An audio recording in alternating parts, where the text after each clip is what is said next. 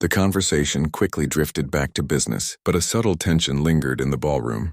A few guests glanced toward the man in the stained navy suit, whispering among themselves. Ethan Carter ignored the curious looks and walked toward a quiet corner near the floor-to-ceiling windows, overlooking the Manhattan skyline. Beyond the glass, the city sparkled with thousands of lights. But inside, every eye remained fixed on the glamorous celebration.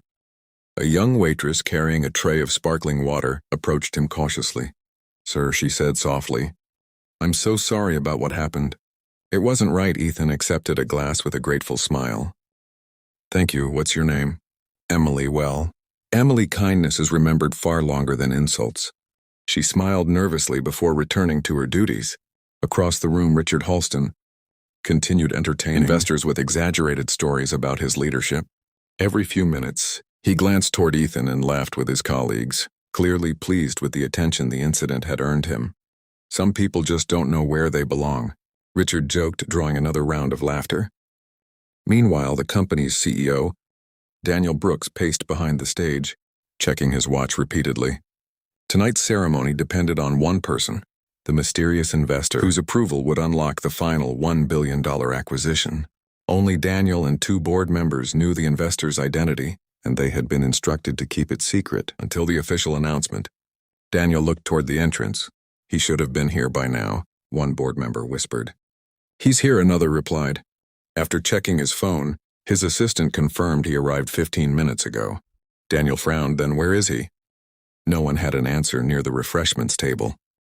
Emily noticed Ethan quietly reading messages on his phone. A notification appeared on the screen. "Board Chairman, everything is ready. Mr. Carter, the announcement begins in 5 minutes. We'll introduce you when you give the signal." Ethan locked the phone without replying. He wasn't thinking about revenge. Instead, he replayed the evening in his mind, watching how people had treated someone they believed had no influence. No one had defended him except a young waitress earning minimum wage. The executives who proudly spoke about leadership had remained silent. The investors who praised company values had laughed with the crowd. For Ethan, business had never been only about profits. Character revealed itself when there was nothing to gain. The ballroom lights dimmed slightly as the master of ceremonies walked onto the stage.